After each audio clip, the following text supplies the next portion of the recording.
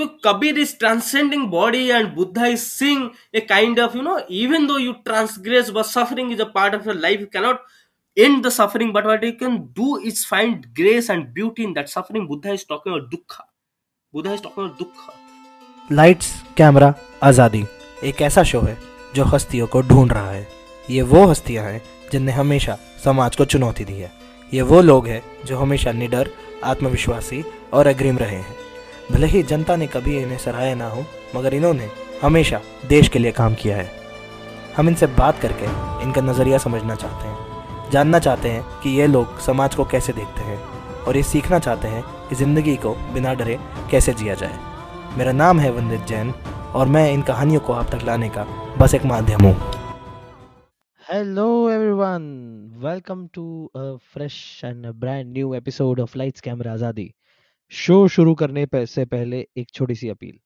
एक अच्छी एजुकेशन ना सिर्फ एक व्यक्ति विशेष को बल्कि उसके पूरे परिवार और उसके पूरे समाज का सशक्तिकरण करती है। दुनिया की सबसे बेहतरीन विश्वविद्यालय में पढ़ना हर किसी के नसीब में नहीं होता और बहुत बहुत कम लोग को ये मौका मिलता है। अगर किसी ये मौका मिला है और पैसों के कारण उसे ये मौका छीन लिया जाए तो ये बहुत दुख की बात होगी।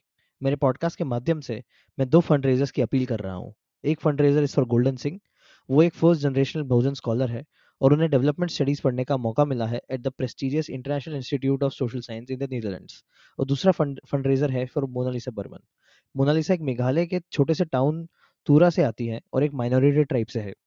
उन्हें पब्लिक एडमिनिस्ट्रेशन पढ़ने का मौका मिला है एट कोलंबिया यूनिवर्सिटी।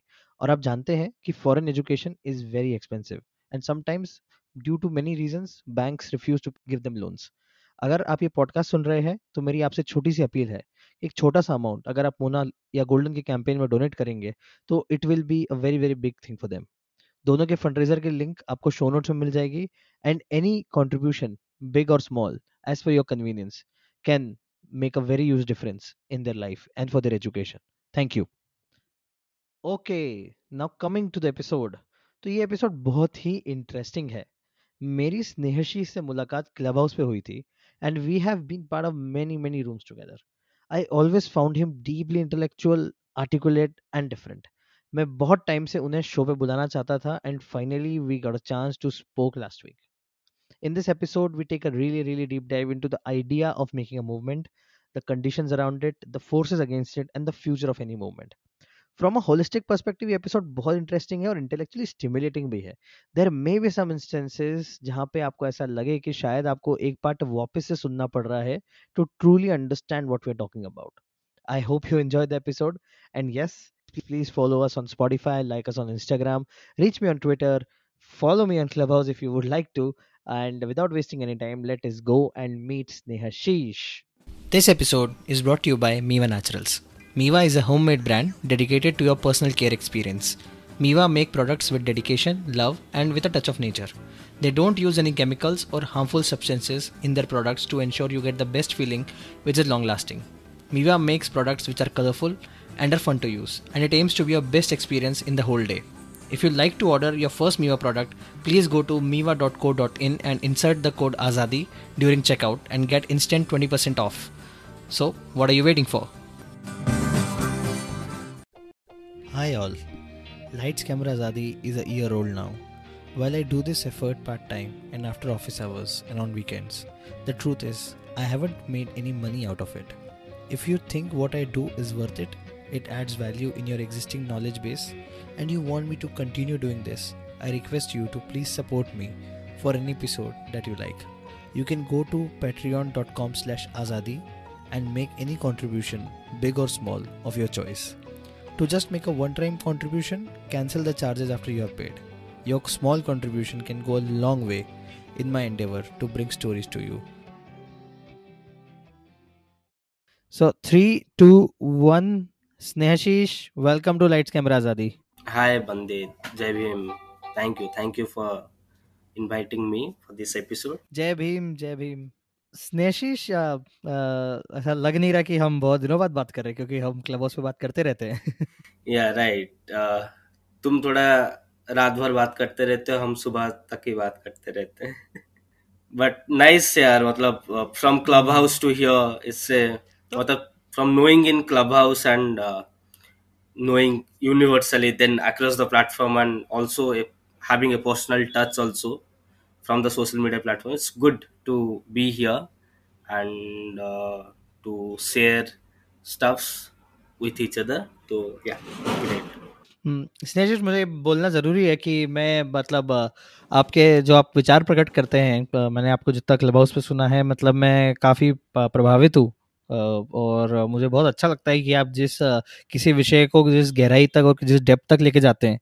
और जिन लिसनर्स को ये पता नहीं है, तो स्नेहाशीष की उम्र शायद 23 साल है, if I am not wrong. Right Snehashish? Yes, yes, 23 साल है। तो ये मेरे लिए मतलब मैं जब भी आपको बात करते हुए सुना था, तो मैं हर बार ये सोचता था कि जब मैं 23 साल का था तो मैं कहाँ था।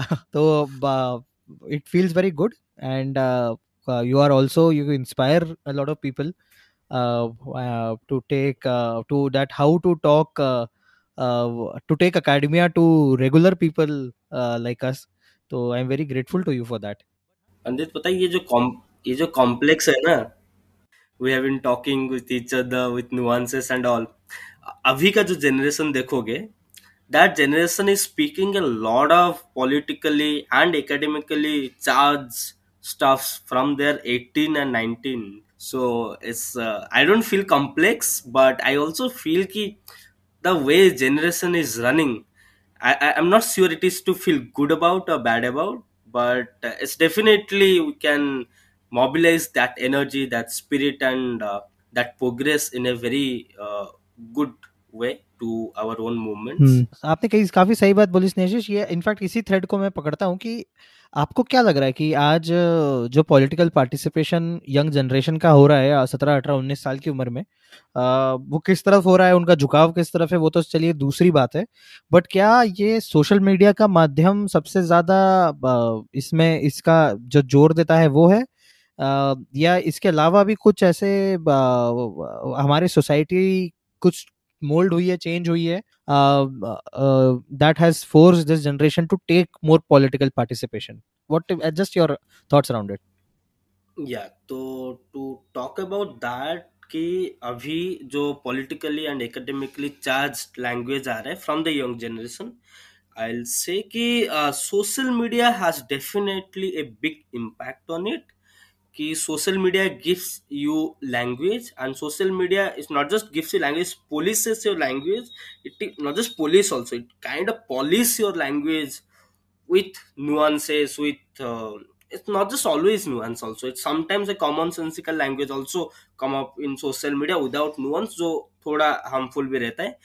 but what is necessary to know ना कि social media alone cannot मतलब make that change, मतलब until you start taking offense ये नहीं हो सकता है। And we are living in this generation जहां पर एक पॉलिटिकल और कल्चरल क्राइसिस इन इंडिया इतना है कि in that crisis you cannot live without taking offence. और जो लोग विदाउट टेकिंग ऑफेंस रह रहे हैं, they have a very easy and comfortable life. कि दे इवन दो एक स्मॉल देखो, अब एक जो अभी जो प्राइस हाइक हुआ है, तेल का प्राइस जो 120 हो गया है पेट्रोल का, और खाने का तेल का 200 रुपए है।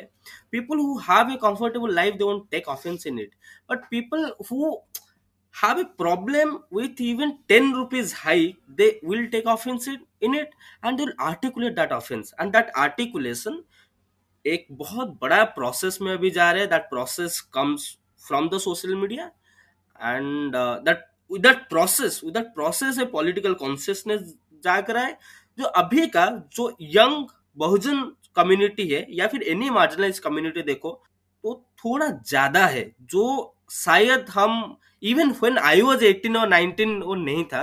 व्हेन आई वाज 18 और 19 तभी probably first time we had lost, not first time, but we had lost our brother Rohit Vemula, and that's something we started taking offense, and we started seeing problem as a problem. उससे पहले बहुत सारा institutional murders and humiliations were normalized, but from brother Rohit Vemula we started thinking that humiliation is not right, institutional discrimination is not right, and we started articulating it. So probably that's somewhere we can see how the young generation is coming up. I'll say कि the whole institutional murder and the protest took place around brother Rohit Bhumla is a historical turn. It's a very historical turn that is actually the young students and young generation who are even not the students. They started come up with lot of assertions and many mediums of assertion, not just in social media but in physical spaces also. So that's a historical turn, and that's where definitely we can agree that अभी का जो young generation है, they are much more enthusiastic. They have tools and they are also using those tools. और इसी से एक thread पकड़ते हैं स्नेशिस। तो आप मेरे ख्याल से 4 साल पहले तो शायद आप 18-19 साल के होंगे जब रोहित वर्मला का एक इंस्टीट्यूशनल मर्डर हुआ था तब। तो आपका जो पॉलिटिकल कॉन्शियसनेस है, आपका जो पॉलिटिकल जर्नी है, वो थोड़ा सा बताएंगे कि आप कहाँ से आते हैं, अभी आप क्या कर रहे हैं, and like how did you became more politically aware and part of the movement? तो for मतलब to start from early childhood, and आज your question kind of summarizes कि कैसे हम मूवमेंट को इंट्रोड्यूस होते हैं. First we must know what is a movement. Like ये मूवमेंट होता क्या है, मतलब वी दैट्स नॉट जस्ट मतलब मूवमेंट जो शब्द है हम बहुत कॉमन सेंसिकल वर्ल्ड में यूज करते हैं. वी कैन जस्ट से कि there is a movement happening. It can mean to a protest, it can mean to even a bodily movement is a movement, right? The very etymology अगर देखेंगे movement को something that moves and to move and also अगर हम social movement के बारे में बात करें, it's not just to move, it's also to change and to transform. तो मूवमेंट का अगर एटिमोलॉजी समझेंगे, ये आंटिकस मूवमेंट में हमेशा मतलब आंटिकस पॉलिटिक्स एंड इडियोलॉजी में हमेशा जुड़ा हुआ है. हर एक स्लोगन हम जब देते हैं, कांसेराम तेरी नेक कमाई तूने सोती कौम जगाई, सोना और जगना, it's a movement. It's one form to another form, even though it is metaphorical कि sleeping is not really sleeping but it's not being conscious to become conscious. That's a journey of movement. And कांसेराम का पूरा statement है, मतलब कांसेराम is theorizing on what's a social transformation must look like and how to achieve that social transformation. I think that transformation itself is an articulation of movement. और जैसे कि बाबा साहब अम्बेडकर ही बोलते हैं कि मैं कारावान शुरू कर दिया हूँ, you should take forward your caravan. तो we must learn that caravan has begun, it never ended, it's always in movement, it is moving.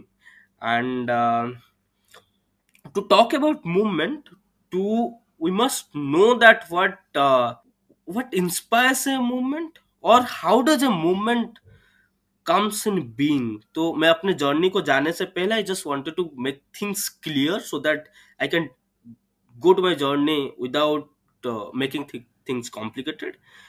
तो तो हम ना जी हम ना एकेडमी में एक लैंग्वेज बोलते हैं, एक टर्म यूज करते हैं, पैराडाइम शिफ्ट. एक पैराडाइम बदल जाना. तो ये थॉमस कून का एक कॉन्सेप्ट है. तो mostly scientific concepts and theories के लिए ये फाउंड हुआ था, but we have been talking paradigm shift in terms of social sciences disciplines also. But paradigm shift अगर उसे हम यूज करें not just in discipline but also in thought, तो हमें समझ में आ जाए कि जो थॉट का जनरेशन है, हाउ डू स्टार्ट थिंकिंग. वो थॉट का generation is in Indian context is a movement, because in a Brahmanical society we do not have right to think, we do not have right to question. And ये जो thought आता है that comes with lot of preconditions, not just precondition, lot of तुम्हारा बहुत सारा factors वहां accumulate होते हैं कि you that's how your thought is being cultivated. तो one of the factor I will say is a crisis in the social structure. जब एक मूवमेंट ऑफ क्राइसिस नहीं आता है तब तक you are even though not comfortable within the social structure, you still obey the social structure. And I think that moment of crisis historically बहुत जगह है। बुद्धा जब थे तभी जगह है, जब गुरु नानक थे तब जगह है, कबीर जब थे जगह है, अंबेडकर जब थे जगह है, फूले जब थे जगह है, साहू जी महाराज जब थे जगह है, एंड हिस्टोरिकली कांसीराम जब भी थे जगह है। बट इफ यू सी, मतलब थोड़ा एक छोटा मोटा अगर एग्जांपल्स लेंगे, मतलब फूले जाते हैं एक शादी पे, अपने अपकास्ट ब्राह्मण दोस्तों का शादी पे, उस शादी पे उन्हें बहुत ह्यूमिलिएशन सहना पड़ रहा है। But before that things were very constant. मतलब इवन तो फूले was born within a Sudra Varna and was not allowed to think, or he was not allowed that agency of personhood, what I call। तभी भी उनके life एक normal था, it was a constant. But movement start होता है जब वो शादी में उन्हें ह्यूमिलिएशन फेस करना पड़ता है, वो मार खाते हैं because of his caste identity, and he takes that humiliation seriously. It's not just कि humiliation is not a part of life, of a Shudra life, but when a Sudra starts taking humiliation as an offense, from there the thought starts, from there the movement begin। Shahu ji Maharaj for an example, Shahu ji Maharaj भी एक king का life जीते थे। उनके लिए मतलब even though living a Shudra life but also a king's life, उनके लिए एक ह्यूमिलिएशन कभी जिंदगी का बड़ा पार्ट नहीं हुआ था। जब उन्हें सांस्कृतिक नॉलेज से एलिनेट किया गया, उन्हें हवन में नहीं बैठाया गया, उन्हें बताया शूद्र हो तुम ये नहीं कर सकते हो, from there a kinghood started to not taking humiliation. तो I think we can talk about the beginning of movement and the story of humiliation from our own lives to understand how does movements begin।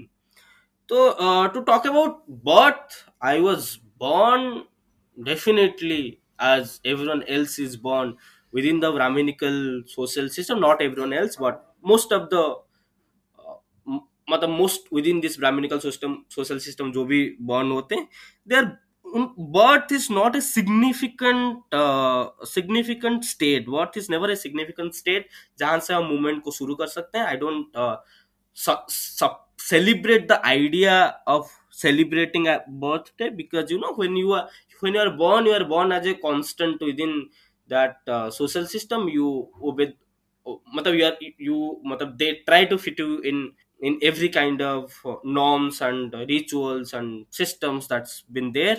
तो तो interestingly मुझे एक चीज याद आ जा रहा है कि जब बाबा साहब कन्वर्ट किए थे, among all of his vows, one of the vow was कि मतलब something comes up with in one of the vow कि I am reborn today। That's rebirth। He's talking about a concept of rebirth जहां पर a circle of movement उनके लिए complete होता है, but it's always in movement. तभी तो बोलते हैं ना कि कारावान में शुरू किया हूं और तुम्हें कंटिन्यू करने का जिम्मेदारी है। But at that moment reborn, it's still and symbolism कि तुम actually from a past life to a new life move कर चुके हो and you are inspiring that movement. तो for me birth was never a movement, but what happens after that, कि मैं एक RSS का स्कूल से शिशु मंदिर जिसे बोलते हैं वहां से पढ़ा हुआ हूँ, एंड बचपन से being born in within a Sutra house hold, तभी तुम्हारे घर में मंदिर होता है, यू गो टू मंदिर, यू जैसे बाबा साहब नवोदय थिंकर बोलते हैं कि शूद्रा लाइफ क्या होता है, पत्थर में वो पैसा वेस्ट कर लेंगे, एंड ब्राह्मण लाइफ क्या होता है, वो पत्थर से पैसा कमा लेंगे। That was the life, and that life can never generate a concept of movement। and but what can generate a concept of movement, that's desire। And कहाँ से वो डिजायर आता है, क्योंकि we didn't I didn't have a desire, I didn't have a dream. सब पूछते हैं ना कि तुम बड़े होके क्या बनोगे, तो हमारे लिए आंसर कुछ ज्यादा नहीं था। इट वाज मतलब एक middle class highest desire can be always a bureaucratic service, but I also knew कि नहीं, ब्यूरोक्रेटिक सर्विस भी एक डिजायर हमारे लिए नहीं है। आई न्यू कि सबसे बड़ा डिजायर क्या हो सकता है, स्कूल टीचर बन जाए अपने गाँव में या अपने आसपास एरिया में। तो that's kind of a respectable job वो I always wanted to do। I don't mean to कि say कि being in the teacher profession is anything a degraded job or anything, but what I'm saying is that's the utmost dream one can have. And but when we ask this very question कि क्या बनना चाहते हो, we actually test the limit of dream, right? And we didn't have that, मतलब we our dream was so limited that we didn't know anything beyond that. So but where did that dream begin? So that's an interesting question I have always looked for and found solutions. तो शायद मैं एक example बना बताऊंगा, मतलब with in that मुंडन life, with in that बनल life, कभी ह्यूमिलिएशन होता था, हमेशा झगड़ा होता था घर में, या फिर द कास्ट कॉन्फ्लिक्ट होता था, सब नॉर्मलाइज था. बट एक दिन एक at my home, you know, जब व्हेन आई वाज बोर्न तभी my dad didn't have proper job. He was labourer, without, मतलब underpaid laborer.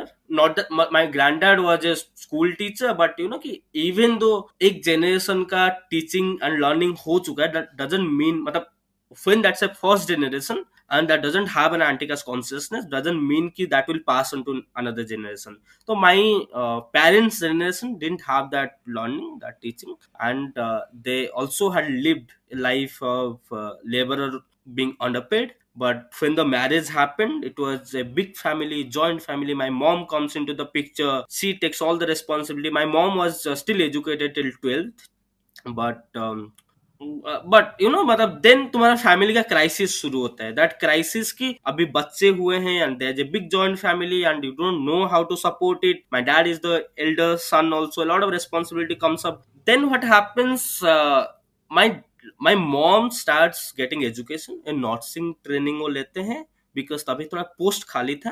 And nursing training लेने के बाद ही गेट्स अ जॉब, मतलब that's also underpaid job, because all this jobs जहां पर बहुत ज्यादा मैनुअल लेबरर्स होते हैं, that's mostly underpaid. She gets posted long, मतलब far from my home. And that's how lot of us बचपन से मतलब पेरेंट्स के साथ बहुत टाइम नहीं बिता है. But we could realise that sense of crisis. घर में डैड है, mom lives outside, so the whole structure of family that's पूरा वहां पर टूट जाता है. बट व्हाट हैपेंस कि ना, when you have a job, do you still have a desire, मतलब does your desire still a sanction desire? क्योंकि घर में एक शादी होता है एंड उस शादी में my mom buys a sari for 1500 rupees. And because she, मतलब 1500 रुपीज का sari was a big thing for us तभी. एंड जब वो साड़ी 1500 रुपए का खरीदती है, घर में सबसे बड़ा फाइट होता है कि 1500 रुपए का साड़ी क्यों खरीदा गया. Don't we have other needs, and why actually your मतलब woman needs to be adorned with all that expensive sari and jewelry? That's the question starts from there. And इतना बड़ा fight हो जाता है कि my mom couldn't wear that after buying it, but also on the day of wedding वो साड़ी चोरी हो जाता है. That's somewhere I started taking offense, and that's somewhere my dad started taking offense कि हमें साड़ी अच्छा पहनने का भी हक नहीं है. We cannot dream to wear a good sari, good cloth. And वो offense जो है led to the idea of dreaming कि हम कुछ तो करेंगे जहां हम 1500 नहीं, उससे भी एक्सपेंसिव कपड़ा खरीद सकते हैं, हमारे बच्चों के लिए खरीद सकते हैं, अपने घर के लिए खरीद सकते हैं. And that somewhere my mom started again studying and she got, मतलब she got promoted and job और कहीं लगा. My dad started working and that's where we started earning. And that earning came with good education for the children. And मतलब not good as in, I still we still studied in the Shishu Mandir, जहां पर Dzire को तुम्हारा खत्म किया जाता है. RSS का पूरा पंगा है कि द शूद्र डिजायर को वहां खत्म किया जाए. बट या दैट्स ए मूवमेंट, मतलब that's one of the examples कि एक मूवमेंट है. क्योंकि जब हम मेला जाते हैं तभी देखते थे कि बहुत अपकाश लोग मेकअप करके आते हैं. For me that makeup started as caste desire, and right now lot of people identify it as my queerness. But you know that's still a caste desire कि हम क्यों नहीं अच्छे कपड़े और अच्छे मेकअप एंड अच्छे बाल कंघी करके जा सके. तो I think that's where a movement begins, from taking humiliation as humiliation, taking offense as offense, and then वहां से डिजायर का ओरिजिन होता है. और जब डिजायर ओरिजिन होता है, if you have a strong will, if you can still मतलब do the hard work within that constraint social system जहां पर तुम्हारा हार्ड वर्क का भी अंडर पेमेंट है, स्टिल यू मतलब that dream takes you up to a level जिससे मैं स्कूल एजुकेशन खत्म करके I was good at science and math, but I didn't score that much good marks to मतलब study in a good +2 college. But that's how I also make a choice कि मेरे stream ज्यादा important नहीं है. For me it's a good college, respectable college that is important by that time, and I chose the arts and I studied in a college.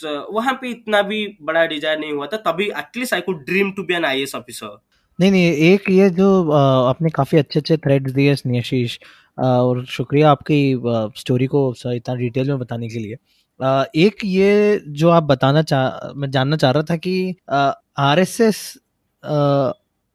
के school से निकल के ये जो जेएनयू का from education point of view आपका जो सफ़र रहा है, ये कैसा रहा है? बिकॉज जैसा आप बता रहे हैं कि वहाँ वो आरएसएस का स्कूल शूद्रा थिंकिंग को एनकरेज भी नहीं करता है, तो कैसे आपको ये रियलाइज हुआ कि नहीं, मतलब I need to educate myself beyond what this teachings are? क्या आपको एंटीकास्ट लिटरेचर एक अर्ली एज में इंट्रोड्यूस हो गया था, and then how did like JNU happened? Would like to know that. या तो मुझे एंटीकास्ट लिटरेचर कोई अर्ली एज में इंट्रोड्यूस नहीं हुआ था first. But let's start from the RSS school, जहाँ पर आई सेड कि my school, no, I didn't say, but my school was dominated by lot of OBC students, but there were still lot of Brahmin students जो पूरा idea image को, idea of desire को dominate करके रखे थे. And even though वहां से थोड़ा डिजायर का इंस्पिरेशन मिला कि क्यों इतना डिजायर नहीं कर सकते हैं, ये it was not enough because we didn't know enough कि how to lead a life. And for me, my first accidental good thing happened that I didn't choose science. But I'm not saying it's choosing science is bad, but I'm thinking for me arts led a way जहां पर मुझे चीजें थोड़ा clearly देखना शुरू हो गया कि मुझे कितना नहीं आता है, कितना नहीं पता है, और क्या क्या मैं नहीं कर सकता हूँ एंड क्यों नहीं कर सकता हूँ. मतलब studying political science, sociology and economics, this still made things clear कि I got introduced to lot of social circles जहां पर एटलीस्ट मुझे आरएसएस को क्वेश्चन करने का मौका मिला. मैं गांधीयन ऑर्गेनाइजेशन में आरएसएस के बाद I was a part of Gandhian organisation.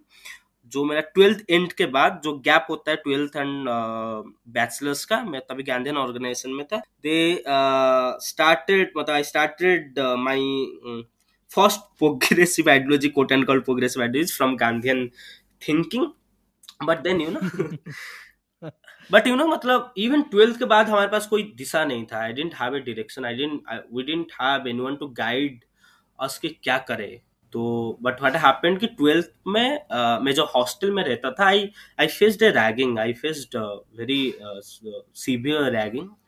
वो रैगिंग के वजह से मुझे डर के हॉस्टल छोड़ना पड़ा. हॉस्टल छोड़ के I was living with some senior student in a mess, और वहाँ काफी अपकास्ट रहते थे. एंड उनके पास they had their friends across universities, and I was too shocked I didn't have such friends, and they had kind of political articulation language, even though that is that same framework of Gandhian and RSS का framework में था. फिर भी मुझे एक political language मिला. And एक दोस्त मुझे, जब मैं साथ रह रहा था, वो मुझे बताया कि तुम टिस क्यों नहीं अप्लाई करते हो. आई थॉट कि it's an engineering college first, because Tata जब आ जाता है, आई डिडंट नो कि टाटा का भी सोशल साइंस कॉलेजेस हो सकता है. तो बट वो बोला कि नहीं, टिस का सोशल साइंस है, अच्छा भी है, एटलीस्ट तुम तो बाहर जाओगे ना. तो I applied for TISS. Accidentally I got into TISS, and that's an again accidental turn मेरा लाइफ का हुआ था. एंड वो एक्सीडेंटल टर्न से मैं टिस पहुंचा, बट वहां पर हमारा कैंपस मतलब कॉन्क्रीट कैंपस नहीं था, मतलब फुल्ली डेवलप कैंपस नहीं था. It was off campus, end off campus में देख के लग गया कि नहीं, इससे तो मेरा प्रीवियस कॉलेज बेटर था. I was suppose to leave कि नहीं, मुझे यहाँ नहीं पढ़ना है. But then my friend said कि no even though it doesn't have a proper campus, but it's still मतलब वहां मतलब my desires were also boundaried, मतलब had the boundary of good looking campus and good building, तो उतना तक तो हम डेवलप कर चुके थे अपना डिजायर तब तक. But yeah we I went there in TISS. But TISS का जो सिस्टम है, I felt lot more alienated in TISS because मैं जब टिस गया था मेरे पास इंग्लिश लैंग्वेज का ट्रेनिंग नहीं था. I didn't have the training of Hindi इधर. तो इट इज कितना साल हो जाएगा, 6 साल या 5 साल पुराना बात है जब मैं टिस आया था.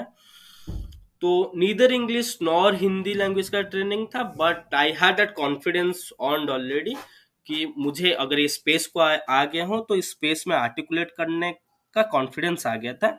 तो one day what happened you know कि the class is happening and वो क्लास में वी आर टॉकिंग, जैसे पॉलिटिकल साइंस क्लास, वहां पर हम ऐसे मिथ एंड पॉलिटिक्स के बारे में बात कर रहे थे. And I stood up and I asked, I said, made a statement that Ram stole Sita. And it was the most humiliating experience of my life yet that I can remember of. Because when I said Ram stole Sita, that pura whole class laughed at it.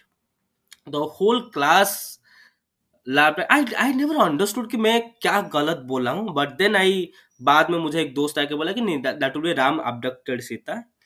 And stole or stealing is not the right word, but that's something I realized कि मैं कहाँ पर lack कर रहा हूँ and what all I have to do to fit into the place. And that's where the journey also in this begun. And Ram, I think Ravan you meant, not Ram. sorry, yes. Yes, I'm really sorry. Yeah, Ravan stole Sita. That was the statement. ऐसे बहुत सारे experience हुआ. It's just one of the experience I can remember अब. ऐसे बहुत सारे experience है जहाँ पर बंगाली भद्र लोग क्लास में जो थे वो आके कुछ भी बात पर हंसते थे एंड बोलते तुम्हारा बुद्धि नहीं है. तो all those language I use, but we had good, मतलब टिस का जो प्रोफेसर्स है, दे most of them are coming from tribal background, Bahujan background, Muslim background. तो वहां थोड़ा मुझे हेल्प हुआ था because in a class also I said, I also pronounce Foucault as Foucault. तो क्लास हंसने लगा था and teacher said a very nice thing कि all your learning about pronunciation comes from listening to YouTube videos, but Snehasis reading came from reading it. If you read Foucault in the normal English language, it will be Foucault. So that something also gave me encouragement. And लेकिन फिर भी this was lot more humiliating space, but by then I had learned how to take humiliation. और TISS में मेरा कुछ अम्बेडकर दोस्त बने थे, स्टूडेंट्स फ्रॉम ओडिशा इटसेल्फ, जो there is a training camp called Nagpur training camp, Nagpur training institute, जहां से कुछ स्टूडेंट्स जो बहुत डिप्राइव्ड बैकग्राउंड से आते हैं, बहुत अप्रेस्ड बैकग्राउंड से आते हैं, वहां उन्हें ट्रेनिंग दिया जाता है, प्रिपेयर किया जाता है फॉर यूनिवर्सिटीज. एंड वो यूनिवर्सिटीज आते हैं. Two of them I got in my class in TIS, who constantly helped me realize my own identity, who constantly helped me realize ki my own slavery, enslavement. And तो मुझे बहुत help किए. But we three all had faced lot of humiliations in that process. जैसे कि Rohit भेमुला protest हुआ था, and that protest started especially because we three took offense that Rohit भेमुला का institutional murder हुआ था. But in the whole process of organizing the protest, even though we three kind of organized the protest, but lot of Savarna kids, they started taking up the space, taking up the mic, and they become the face of the movement. हमारे साथ argue करने लगे कि नहीं, Rohit भेमुला protest को हम political नहीं बनाएंगे, हम अंबेडकर का फोटो नहीं लेंगे. तो इवन तो हमारे पास बहुत कम पैसा हुआ करता था उस टाइम, स्टिल हम अपने पॉकेट से जुगाड़ करके अंबेडकर का फोटो लेके गए थे टू असर्ट कि नहीं, हम अंबेडकर का फोटो लेके जाएंगे. पूरा lot of students across Guwahati had united there.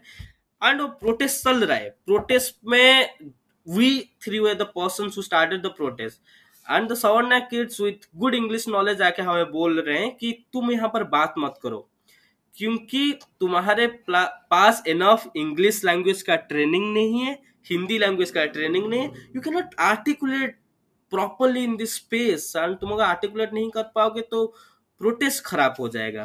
तो दैट वाज अ मूवमेंट, हमें रियलाइज हुआ आर्टिकुलेशन कितना बड़ा एंड लैंग्वेज कितना बड़ा पार्ट ऑफ आवर जर्नी रहा. And for that, earning that skill of articulation, it was a struggle. It was not an easy access. तो earning that articulation, रोज mirror के सामने इंग्लिश सीखना, और इंग्लिश मूवीज देखना, हिंदी मूवीज देखना, to understand all those and to read, that was a big struggle. But in that process we got to know a lot of things that they had already known. But in that process it was an speed learning, कि हमें बहुत कम time में बहुत चीज accumulate करने में, तो it was a speed learning. But या मैं टीस में मैं मार्क्सिस्ट इडियोलॉजी से बहुत इंस्पायर्ड था. मेरा मोस्ट ऑफ द टीस का टाइम मैं छुट्टी नहीं मनाता था टिस में. मैं टिस में जब समर या विंटर वैकेशन होता था, आई नेवर, मतलब I hardly was going to my home, but I was going for internships. मैं professor John Dreze and Ritika Khera के साथ 4 इंटर्नशिप्स में काम किया हूँ, जिसमें मैं एक प्रोजेक्ट में कोऑर्डिनेटर रहा हूँ. उसके साथ मैं राइट टू फूड कैंपेन में तभी जुड़ा हुआ था. तभी कठपुतली कॉलोनी में जब एविक्शन एंड डेमोलिशन किया गया था, तभी एनएपीएम के साथ जुड़ा रहा था, और मैं कठपुतली कॉलोनी में ही काम कर रहा था. एंड मैं ऐसे काफ़ी ऑर्गेनाइजेशन के साथ तभी जुड़ गया, and I started working for them, and that also help me develop my Marxist consciousness. But still my friends जो अम्बेडकराइट्स थे, धीरे धीरे जब I started realising my identity, specially जब टिस में एक SC ST OBC GY का जो स्कॉलरशिप कट हुआ था, वो स्कॉलरशिप कट के time there were lot of savarna faces थे, जिनको हम रजिस्ट करने के लिए, क्योंकि how they are detrimental to movement, हम सामने आए थे. And that's a point of turn realising your identity and realising your own community. And I'll call, that's an introduction to the movement, and that's how we got introduced to movement, and we moved, मतलब from our old life to begin a new life, जहाँ पर new community build up हुआ.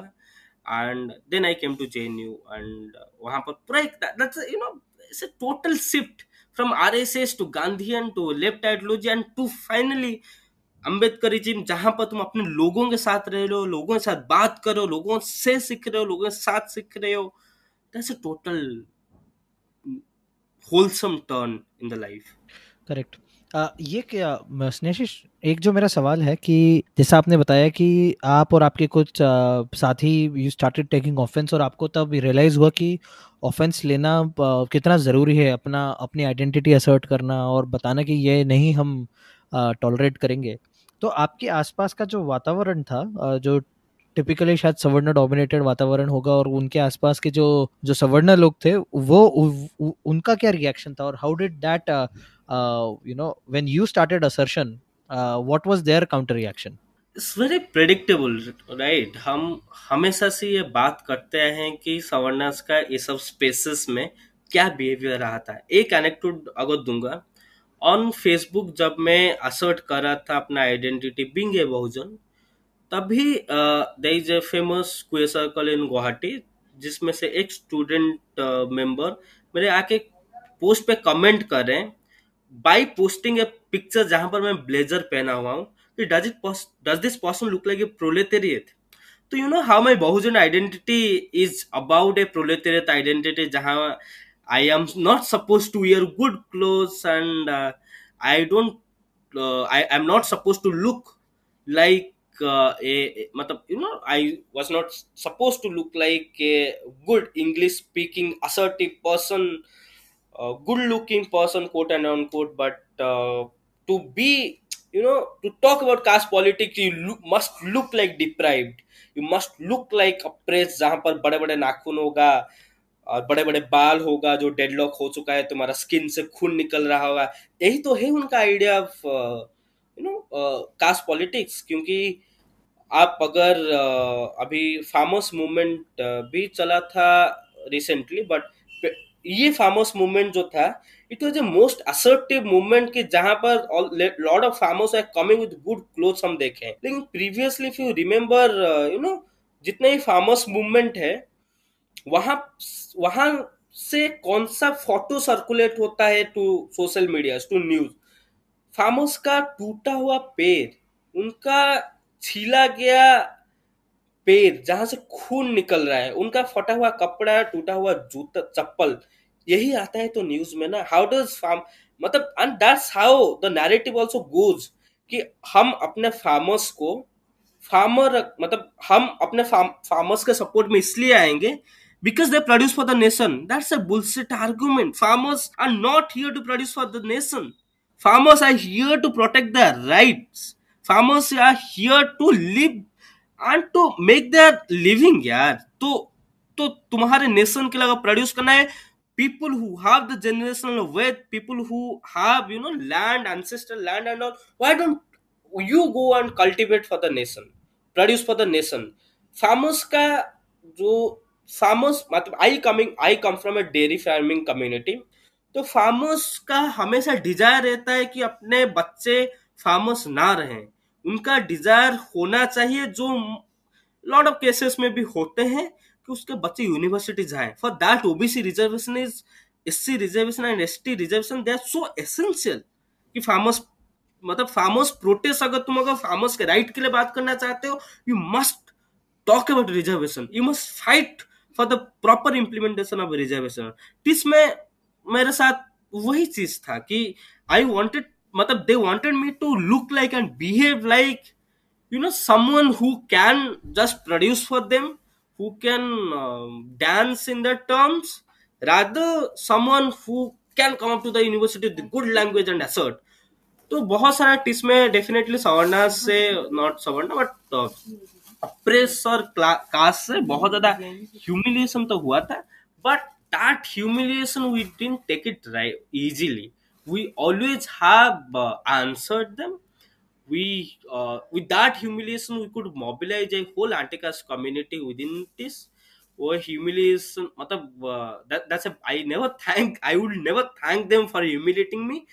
But जब humiliation आया था मुझे अपने English language पर, I just didn't learn English to fit in, I also learn English to tell them in English that अगर भी हमारे कम्युनिटी से कोई इंग्लिश सीख के नहीं आता, you have no right to humiliate them, and if you humiliate them what are the consequences, you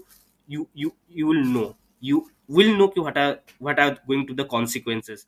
and जो नेक्स्ट जनरेशन हमारे बाद आए, हम इतना असर्ट कर चुके थे और इतना हम उसके अराउंड डिस्कोर्स बना चुके थे, they didn't have to majorly face all this जिस पे हम काम कर चुके थे। And that's something where we could build up our anti caste community, जहां पर बहुत सारे बहुजन स्टूडेंट्स एक साथ आ रहे थे, we learned with each other and we asserted with each other. एक छोटा सा डाइग्रेशन ले रहा हूँ मैं स्नेहशीष ना। ये जो मैं अक्सर ये सोशल मीडिया पे मैं देखता हूँ, ये एक थोड़ा सा डिबेट चल रहा होता है जिसमें मेरी कोई पर्सनल राय नहीं है, तो मैं सोच रहा हूँ आपसे ही पूछ लूँ कि ये छोटा सा डिबेट रहता है कि कहीं अम्बेडकराइट्स का कहना है कि हम डीबीए वर्ड यूज करेंगे और कई बोलते हैं बहुजन यूज करेंगे।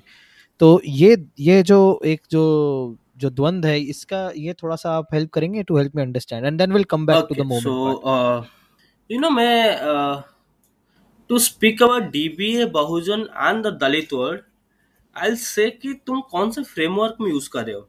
अगर तुम्हारा insertion of the framework for the DBA or the Dalit or the Bahujan is an identitarian framework, जहां पर it means nothing except an representation of identities, then I think तीनों के तीनों ही flawed language है and तीनों के तीनों emancipatory नहीं हो सकते हैं। Why?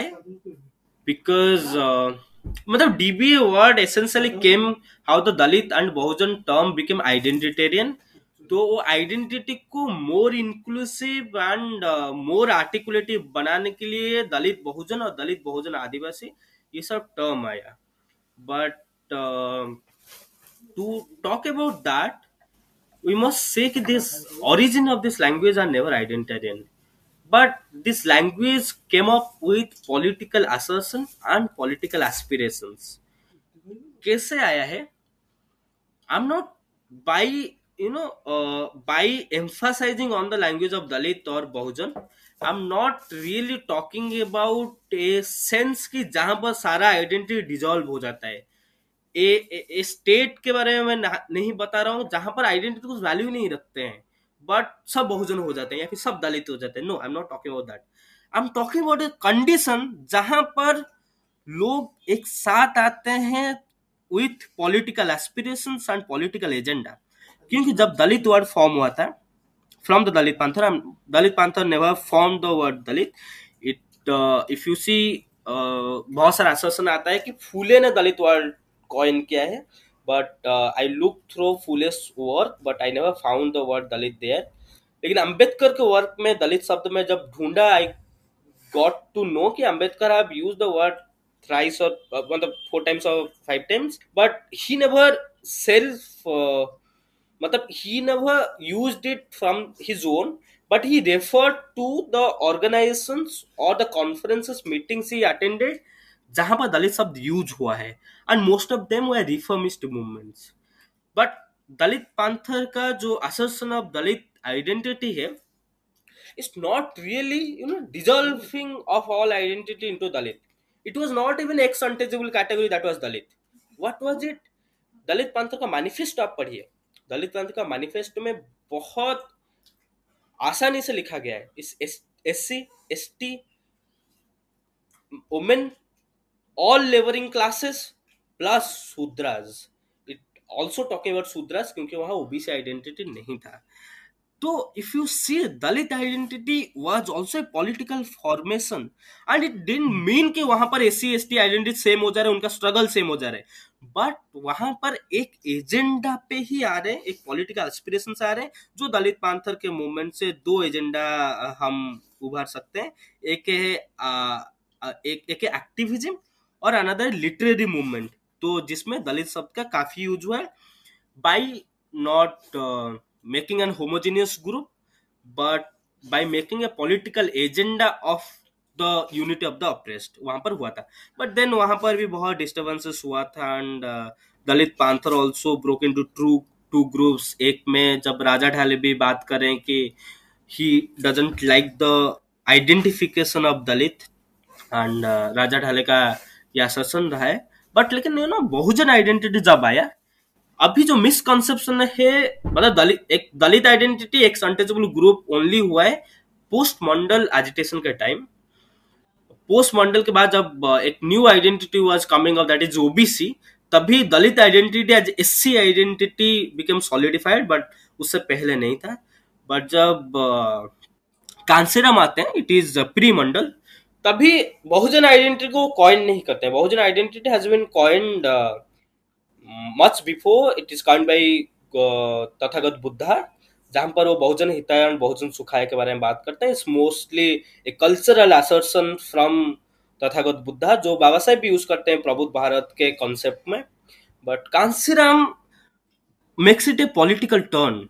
Kansiram is also not talking about Bahujan is SC ST OBC and religious minority सब एक साथ आ जाएंगे by denouncing their own individual struggles or denouncing their relative privileges, या फिर सब with their own privileges आके merge हो जाए. ऐसा नहीं है, बिल्कुल. that's total misconception. It's a political formula to create a state that's a Bahujan state, and that Bahujan state is a democratic state, and वहां प्रोपोर्शनेट रिप्रेजेंटेशन रहेगा. कांसीराम इसलिए बोलते हैं जिसकी जितना संख्या बारी उसकी उतनी भागीदारी. It's not that OBC and SC and ST एक साथ आ जाने पे उनका रिलेटिव प्रिविलेज के बारे में बात ही खत्म हो गया. नो, वहां से ही तुम्हारा रिलेटिव प्रिविलेज का बात शुरू हुआ. वहां से ही शुरू हुआ कि SC ST एंड OBC का proportionate representation in every sector कितना है, एंड जब बहुजन सरकार बनेगा तो वो रिप्रेजेंटेशन क्वेश्चन को कैसे एड्रेस करेगा, या फिर वो डिस्ट्रीब्यूशन क्वेश्चन को कैसे एड्रेस करे, वो रेपरेशन क्वेश्चन को कैसे एड्रेस करे, and that will lead to social reform and cultural reform. तो Bahujan is an identity not that already formed, but it's an identity that's in formation till, but Ambedkar's concept is rebirth. That's an identity जहां अंबेडकर बोलते हैं कि he is reborn, मतलब he is born with a new emancipatory identity, जहां पर सारे अपने cast identity छोड़ के एक नया आइडेंटिटी बनाए। मतलब बुद्धिज्म का इस मतलब नहीं है कि तुम बस बुद्धिस्ट कन्वर्ट कर लो and you became a Buddhist. Conversion का एसेंस है you follow the principles, and that principles comes with also land redistribution, that comes with lot of good work जो एंटिकस कम्युनिटी बिल्डअप करेगा। तो that's the idea Bahujan कि it will build up, it is not already built. And लेकिन DBA जब आया या फिर Bahujan identity बहुत केसेस में लेटर ओबीसी को ही रेफर करने के लिए यूज हुआ है, but Bahujan identity was never meant by that। But जब दलित बहुजन आदिवासी आया, it was mostly an identitarian language कि हमारा स्ट्रगल अलग है, तो एक साथ हम स्ट्रगल को कैसे लाएंगे, तो दलित स्ट्रगल लाओ, बहुजन स्ट्रगल लाओ एंड आदिवासी स्ट्रगल लाओ। उसमें भी religious minority, Vimukta and all this community आ जाते हैं, मतलब by extending the term. But I'll say कि the very idea of DBA is essentially Dalit and Bahujan, मतलब दलित और बहुजन। You must know what is the political agenda behind that unity. What is the political agenda? Is it a literary movement? Is it a activist movement? Is it a state formation? Is it a cultural movement? Then we can situate our own language within that framework. तो I want मतलब say कि किसको क्या language use करना चाहिए, that's a self determination. But I'll say कि we cannot take these languages out of its political context or cultural context. If we take this language out of this context, we will do nothing except fighting among each other and have no political and cultural agenda and aspirations, जिससे शायद movement को ही बहुत harm होता है। I'll say कि our use of language must be coming with the whole Antica's history around the language. हाँ, great. Coming back Snehashish, thank you for summing this up. जब हम मोमेंट की बात करते हैं तो एक जो एक सवाल भी रहता है हमारा कि वो कंडीशंस कौन सी रहती है, प्री कंडीशंस कौन सी रहती है किसी मोमेंट को मूवमेंट बनने के लिए कि वो मूव करे। और उसका एक फॉलो अप क्वेश्चन है कि और मैं जो आपने शुरू में शायद कहा था कि बुद्धा भी आए, फिर कबीर भी आए और फूले भी आए और फिर बाबा साहब आए एंड देन कांशीराम आए। तो क्या ये आपको ऐसा लगा कि मोमेंट बिल्डअप होता था, फिर एक थोड़ा सा स्लो डाउन होता था, फिर वो थोड़े टाइम बाद फिर बिल्डअप होता था? First, historically speaking, every movement is built upon the idea of discomfort. Every movement is built upon the idea of historical wound. That's I'm taking the language of Professor Soumyabrata Chaudhary. When he was explaining the idea of revolution and counter revolution, तभी he's talking about language historical wound of Ambedkar. तो तो आप जो बोले ना कि movement होता है, फिर स्लो डाउन होता है, फिर मूवमेंट होता है, इसे डायलेक्टिकल स्टेट आप बात कर रहे हैं। बट आई से अंबेडकर उसे डायलेक्टिक को इजी लैंग्वेज में बोलते हैं counter revolution and counter revolution. Ambedkar बोलते हैं एक रेवोल्यूशन आएगा तो काउंटर रेवोल्यूशन आएगा ही आएगा। तो दैट्स नॉट कि मूवमेंट स्लो डाउन हो गया, that also means movement has a new challenge to face. तो but going back, movement has always begun with sudden discomfort with everything. अगर तुम्हें डिस्कम्फर्ट नहीं है तो तुम मूवमेंट नहीं कर पाओगे। अगर तुम्हारे पास मतलब that discomfort is not meant for only Bahujans or the people who are born into the lower caste strata or the marginalized community, but discomfort also people who are born with lot of privileges. Like for example, Buddha is born as a king and he was born within the Kshatriya varna, but he had a sense of saturation, he had the sense of discomfort. This is not right. He's seeing the pain around, he's seeing the suffering around, and he's seeing he's totally discomforted with all this pain and suffering and anger and anguish all across the world, diseases। then उन्हें discomfort होता है। and I think from that, मतलब that discomfort is a moment of crisis। that discomfort is a moment कि जहाँ social structure पर टूट जाता है एंड उनके लिए एक नया वर्ल्ड बनाने का जरूरत हो जाता है। And from there he thinks कि what a new world will look like, and that thinking, that imagination, that gives rise to Buddha, that gives rise to Nanak, Nanak जब एक क्षेत्रीय कास्ट में पैदा होते हैं, तभी नानक को जनेऊ पहनने के लिए बताया जाता है। नानक ये सवाल पूछता है, Shudra allowed to wear janeu? Are women are women allowed to wear janeu? Nanak के पास आंसर होता है no. Nanak get so discomforted कि ये हायरार्की क्यों? That from there movement begins. I think, I have asserted always, Ambedkar's annihilation of caste is not referred, मतलब उसका readership का reference is not the Bahujan, is the upper cast. Ambedkar वहां बोलते हैं, वहां पॉलिटिकल स्टैंड लेते हैं कि आपको बुद्धा से सीखना चाहिए, आपको नानक से सीखना चाहिए, how they discarded the whole shastras and how they debunk the whole social system. Who is it addressed to? People who are born with privilege के have some discomfort like Buddha had, have some offense and have some guilt and have some discomfort that Nanak had. तो that मतलब वहां मतलब बाबा साहेब का 3 गुरु है, Buddha Kabir and Phule. Fule and Kabir are born out of discomfort, coming out of humiliation, out of having nothing. Kabir के पास कुछ भी नहीं था। ही वाज ए पर्सन जिनका बॉडी इतना डेटोरिएट होता था, जिनका idea body was you know was a very was and body that cannot you say is a able bodied, is not a, it's not a perfect body, it's not an ideal body in a Brahmanical society. वहां जब जब discomfort होने लगा कि इतना operation क्यों, वहां से स्टार्ट हुआ मूवमेंट। तो फॉर कबीर, कबीर का जब इमेजिनेशन तुम देखोगे, मतलब if you give me time थोड़ा, मतलब बाद में आई रीड आउट कबीर का एक पोएम वेयर फॉर मी मतलब फॉर मी कबीर का जब पोएम लिखते हैं, it is not just about he talking about a biology that is transgressing the normative, or it's not talking about a performance that is transgressing the normative. He's talking about a consciousness that must transgress the normative. And that's something I'll see the full gender movement, whole movement of sexuality, whole movement of caste comes up. And वो thinking आता है क्योंकि he is the person who is the most, who is the worst victim of normative body. At the same time, uh, Buddha's quest for what a body must be. So Buddha is talking about suffering. Buddha is talking about the ultimate truth of body is suffering, cannot escape suffering. But what you can do is finding grace in that suffering.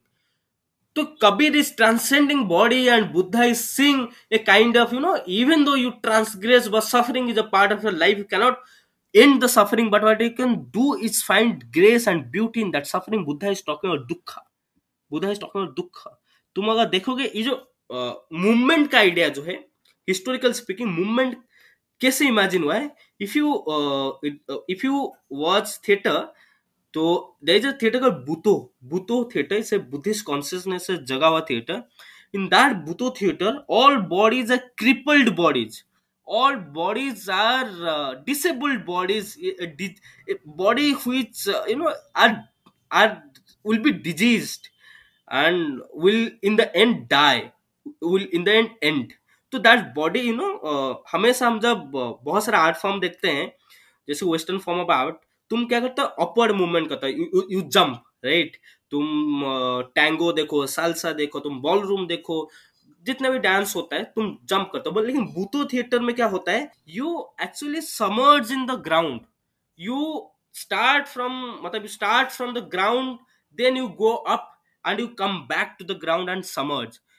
मतलब बूतो theatre का जो philosophy है, एक फूल आता है, एक फूल जो ground से आता है, मिट्टी से आता है, दैट फूल कढ़ी से फूल बनता है, and that moves through the world, across the seasons, across weathers, and that moves with the grace, that moves across the world, and that suffers a lot within the world, but in the end वो पेल हो जाता है, वो सूखा हो जाता है, फिर वो मिट्टी में गिर पड़ता है और मिट्टी में मिल जाता है। And that's the whole philosophy of life, कि तुम्हारा जितना मेटेरियल के साथ अटैचमेंट है, that's where the detachment from the material is also philosophized, कि तुम जितने material से attached हो उतना in the end you will submerge into that कि तुम कुछ उससे बियॉन्ड तुम्हारा लाइफ का आइडिया ही क्या है. Your life has lot of potential, but in the end that potential goes back to where it has begun. तो in the end that is challenging the whole course of Brahmanism. In a sense तुम अगर देखोगे Brahmanism का जो पूरा oppressive system रहा है with in the production and consumption system, जहां पर they produce by oppressing lot of Shudras and Atishudra, जहां पर शूद्र ज्यादा producer community and Brahmins are the consumer in terms of material, not in terms of knowledge. तो that idea कि तुम इतना कंजम्पशन का करोगे क्या, दैट आइडिया कि तुम अपना कंजम्पशन से सफरिंग को एंड कर सकते हो, या फिर in that continuing process can you and the suffering. But what you are doing, you are just digressing from the grace of suffering, and that's where your life becomes very graceless, meaningless life. तभी Buddha concept लेकर आते हैं कि monkhood. Buddha is getting a concept that is monastery, जहां पर people have the leisure time. they can decide in that leisure time about the life, and they can detach also from the material. And people who want to be attached to the material without having that lust or greed to expropriate the material and the nature, so that is also Buddha is not opposing. But in the sense he is giving an idea कि तुम्हारा जो course of continuity है, तुम्हारा जो course of stagnation है, तुम्हारा जो course of constantness है, that is based upon the idea कि how much you can exploit in this short living time to minimize your own suffering by not seeing the others, by invisibilizing the others. But Buddha बोलते हैं you cannot do that. Buddha बोलते हैं कि what you can do is find grace in suffering and make a united life. Because अगर अंबेडकर का Buddha and धम्म पढ़ोगे, Buddha and धम्म आई इस lot of it people will call it a materialist text, lot of will call it an atheist text, lot will call it an apatheist text. लेकिन उसमें जो transcendental philosophy मुझे बहुत वो इंटरेस्ट किया था. अंबेडकर बोलते हैं from taking Buddhas Buddhas philosophy, Ambedkar बोलते हैं कि हमारा बॉडी जो है 4 एलिमेंट से बना हुआ है. अग्नि, वायु, अप्पा, वायु, अग्नि एंड पृथ्वी. तो ये जो 4 एलिमेंट है, Ambedkar ask you what does this element, मतलब do they have life of their own. तो अंबेडकर बोलते हैं कि yes they have the life of their own, because not in a very direct sense but in a indirect sense. Ambedkar बोलते हैं कि when the human body dies this elements do not die. That also means these elements have their life of their own, and what they do, they enjoy the elements of the same masses, and they make an unity in the space. It can, this idea can be interpreted in many ways. It can be interpreted in the theology of Abrahamic religion, etc. But it can, if you see, it is mostly it cannot be scientifically proved. It cannot have an materialist explanation, but it can have a sense of detachment from the material also. It has a sense of ending the continuity. You cannot really continue and end your suffering, but what you can do is enjoining people, enjoining their whole their whole elements and make a unity. तो उसमें क्या होता है ना, that starts opposing Brahmanism. क्योंकि and तभी revolution और counter revolution का कॉन्सेप्ट आता है. क्योंकि जब ब्राह्मणिज्म में कॉन्सेप्ट, मतलब जब बुद्धिज्म में कॉन्सेप्ट लेकर आया कि मॉन्कहुड और मोनेस्ट्रीज, तो it was a threat to Brahmanism. वो जो मेटेरियलिस्ट सिस्टम ऑफ ऑपरेशन चलाए थे, उनके पास कोई कल्चर नहीं था, कोई सॉर्ट ऑफ रिलीजन नहीं था. It was merely social order. But what they did, they appropriated the part of Buddhism, and they turned monasteries into the idea of temples. They took the idea monkhood and make it sannyas, but they allowed it only to the twice born caste, जहां पर उनके पास sense of culture रहा, leisure रहा, art रहा, जिससे एक sort of Hinduism का formation शुरू हुआ. तो इसे वहां से हम रेवोल्यूशन और काउंटर रेवोल्यूशन का देखते हैं कि रेवोल्यूशन होगा तो काउंटर रेवोल्यूशन होगा, देन रेवोल्यूशन होगा. A new challenge always comes up. But what is necessary, then तो हम बोल पाए कि शायद एंटी-कास्ट रेवोल्यूशन पॉसिबल नहीं है या अनाहिलेशन कास्ट पॉसिबल नहीं है, because it's a continuity, right? Revolution counter revolution, revolution counter revolution, but that's not true. There must be an end. Why there must be an end? Because you know, जब revolution और counter revolution का continuity भी चलता है, तभी new problems बिगेट होता है. But what will be an ideal society? जब अंबेडकर बोलते हैं ना प्रबुद्ध भारत के concept, an ideal society is not a society without contestation, without conflict, but an ideal society is somewhere you have a better medium of or better model of regulating that conflict, and to make a moral framework of universal humanhood, जहां पर वो सारा conflict ना एक better medium से हम govern कर सकें. तो दैट्स एन आइडिया जो एंटी-कास्ट रेवोल्यूशन से आया है, and that's an idea you know how we see कि there is an annihilation, because you can create definitely a society in a mass level, be it a Prabhupada Bharat, be it Begumpura, आपका previous talk भी हुआ था इसके ऊपर, and B it ए बहुजन समाज. वो सारा idea in the and cultivates into one idea कि better medium of governance, जहां पर इगलिटेरियनिज्म को हम एस्टेब्लिश कर पाए. काफ़ी काफ़ी सही बोला आपने. तो इसी से मैं ये बात जोड़ता हूँ कि आज का जो मोमेंट है उसको आप किस नज़रिए से देख रहे हैं, उसका अभी कैसा एंगेजमेंट चल रहा है, और मैं maybe we can narrow it down to the moment around student activism, क्योंकि शायद आप उससे जुड़े हुए हैं, तो मे बी उसमें हम बात कर सकते हैं.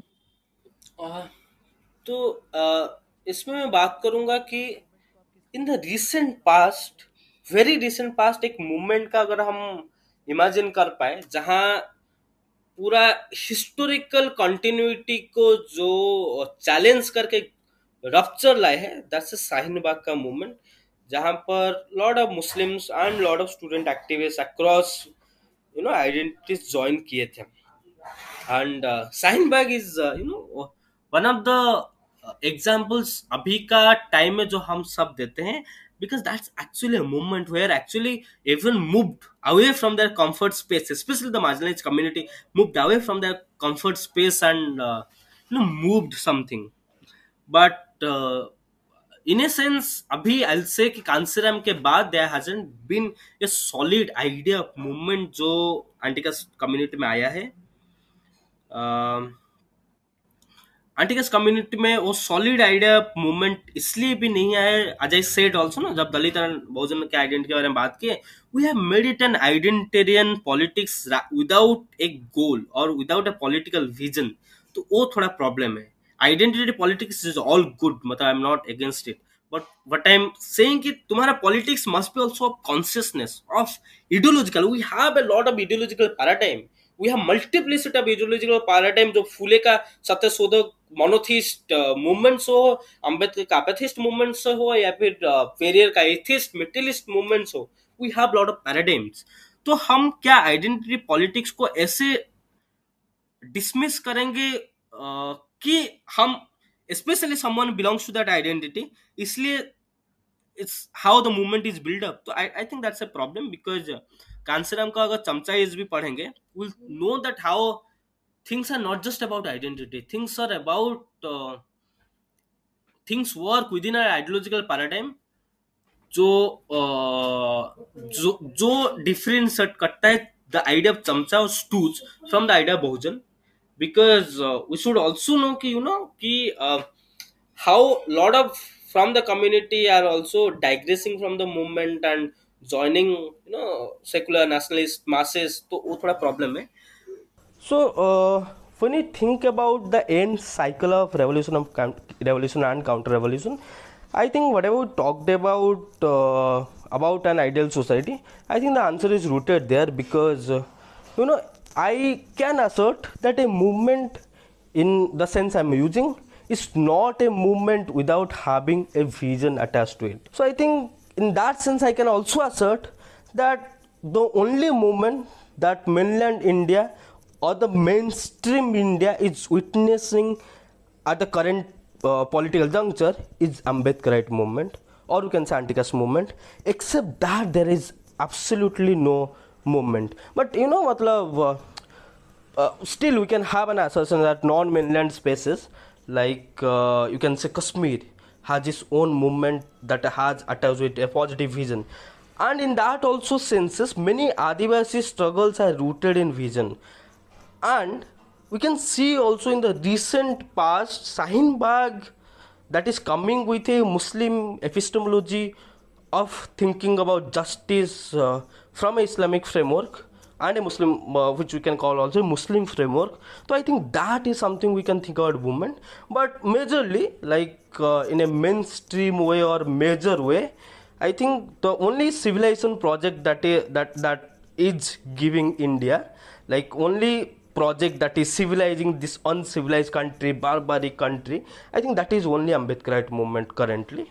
And I don't think any movement has that vision that is actually talking about such a reclaiming of human personality and making a society currently existing in such a wider level in India. So I think in that sense the only hope of movement and only articulation of movement in India that is there, it is Ambedkar movement. But most of the time बहुत सारा speculating मतलब articulation आता है कि ये भी movement है वो भी मूवमेंट है, but I think I will dissociate from there. I'll just assert कि it is only Ambedkar movement that is existing in such a mass and wide scale level and which has a big possibility in India. But तभी जब student politics के बारे में बात करें तो आई come from बापसा. तो बापसा का origin is as always every movement starts from humiliation, every movement starts from lack, मतलब from a gap, from a lack. And BAPSA जब बना था उससे पहले एक स्टूडेंट ऑर्गेनाइजेशन था UDSF, United Dalit Students Forum, and that was mostly an organization created by the early Dalit students and especially the Ambedkar students within the JNU campus, जहाँ पर mostly क्या होता है ना कि हम जिस बैकग्राउंड से आते हैं, जैसे आज आई सेड कि हमारे पास proper training of academic language नहीं होता है, इवन इंग्लिश लैंग्वेज का नहीं होता है, बहुत सारा ह्यूमिलेशन फेस होता है. तो bring all the students together and give them that training and give ideological orientation, जिसमें यूडीएसएफ का ना बहुत सारा टॉक होता था आइडियोलॉजिकल ओरिएंटेशन के ऊपर, जहां पर लेफ्ट राइट सब ज्वाइन करेंगे, सुनेंगे तुम्हें और कुछ नहीं करेंगे, they will ignore you. And in the end, the Bahujan students have no options to vote in between that left-right binaries, and somewhere the centrist Congress also comes up. But tabhi that gap, and tabhi the continuation of humiliation in the absence of a political association or political party, और the visibility जो एक political party के ना होने की वजह से हमें पता था, मतलब फेस करना होता था, तभी वापसा का शुरुआत हुआ. इट स्टार्टेड बाय छोटे छोटे ऐसे मिनिमम लेवल में, कहीं पर नेशनलिस्ट गाना बज रहा है, ठीक है, भारत माता की जय, तभी वापसा के स्टूडेंट्स आके गाना गाते थे, जय जय माँ संतोषी माता इंसान को क्यों दुखाता, जय जय माता संतोषी माता तू ही है भारत माता इंसान को क्यों दुखाता. तो that kind of cultural association से शुरू हुआ, जहां से हम छोटे छोटे लोगों को हम यूनाइट किए, छोटे छोटे कम्युनिटीज को यूनाइट किए जो across left right and centre में बटे हुए थे. एंड अभी BAPSA is standing as one of the most influential student organisation, not just in JNU but across campuses in India. अभी हम गुजरात यूनिवर्सिटी में आए हैं, अभी हम संबलपुर यूनिवर्सिटी से आए हैं, और बहुत सारा कैंपस में छत्तीसगढ़ में भी है वापसा. तो ऐसे बहुत सारा कैंपसेस में वापसा भी खुल चुका है. एंड इट स्टार्ट, मतलब इसलिए वापसा का एग्जाम्पल बहुत ज्यादा नेसेसरी हो जाता है, क्योंकि वापसा का जब लैंग्वेज आया था, मतलब अंबेडकर लैंग्वेज हम देखें ए से, और वापसा it's an association. These are the, मतलब ये बाकी लैंग्वेज से बहुत डिफरेंट है, जो फेडरेशन होते हैं या फिर जो ऑर्गेनाइजेशन होते हैं या जो फोरम होते हैं, या it's an association especially because it symbolizes the associated life.